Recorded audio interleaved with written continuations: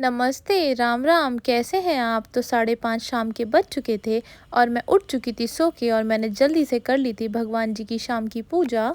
तो भई पापा के आने का टाइम हो गया था और फिर पापा आ चुके थे और पापा मुझे बता रहे थे आज उनका दिन कैसा रहा, आज उनके साथ क्या-क्या हुआ। तो उन्होंने मेरे साथ करी कन्वर्सेशन, फिर मैंने उन्हें दी चाय और चाय के साथ उनके फ़ेवरेट हैं रस, तो उन्होंने खाए रस।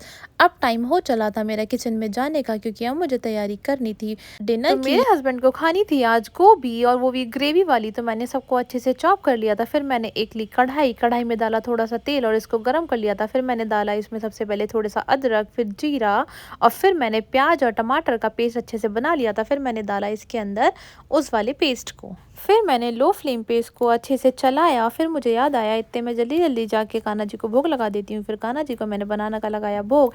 फिर जब मैं वापस लौट कर आई तो ये तब तक अच्छे से पक चुका था। फिर मैंने इसके अंदर सारे बेसिक मसाले डाल दिए। मसाले को प्यूरी के साथ अच्छे से मिक्स करा और थोड़ी देर लो फ्लेम पे पकाया। अब टाइम हो गया था आलू गोभी डालने का। आलू गोभी को मैंने डाल दिया था और आलू गोभी को मैंने पहले ही शैलो फ्राई करके रखा था, इसलिए मैंने स्टार्टिंग में बहुत ही कम तेल का यूज़ किया था। अब मेरी आलू गोभी की सब्जी तैयार थी और लास्ट में मैंने इसके अंदर डाला धनिया और अब मेरी सब्जी पूरी रेडी थी। अब मेरे हस्बैंड को खाने थे गोभी के साथ पराठे और उसके लिए मुझे आटा मलना था। फिर मैंने आटे को लिया और इसमें डाला मैंने अजवाइन और साथ में डाला मैंने इसके साथ नमक। अजवाइन के पराठे मेरे हस्बैंड को बहुत अच्छे लगते हैं। फिर मैंने किया इसको गूंदना स्टार्ट। अब मैंने लिया पानी और पानी डालती जा रही थी, आटा मलती जा रही थी, पानी डालती जा रही थी, आटा मलती जा रही थी। और उसके बाद मैंने परात को कर दिया था चिट्टा चिट्टा बढ़िया से क्लीन और मल लिया था मैंने अपना आटा। और जब मेरा आटा मल गया तो सूखा आटा मैंने थोड़ा इसके साइड में निकाला और परात को ढक के रख दिया। निकलने के बाद कैट को किया कैप्चर और आ गई लिफ्ट के अंदर और पहुंच गई पार्क में। ये था हमारे यहाँ का फाउंटेन और ये है हमारे यहाँ का पार्क, ये हमारी सोसाइटी। और फिर मैं पहुंच गई बेकरी में क्योंकि मुझे बेकरी में लेना था कुछ सामान।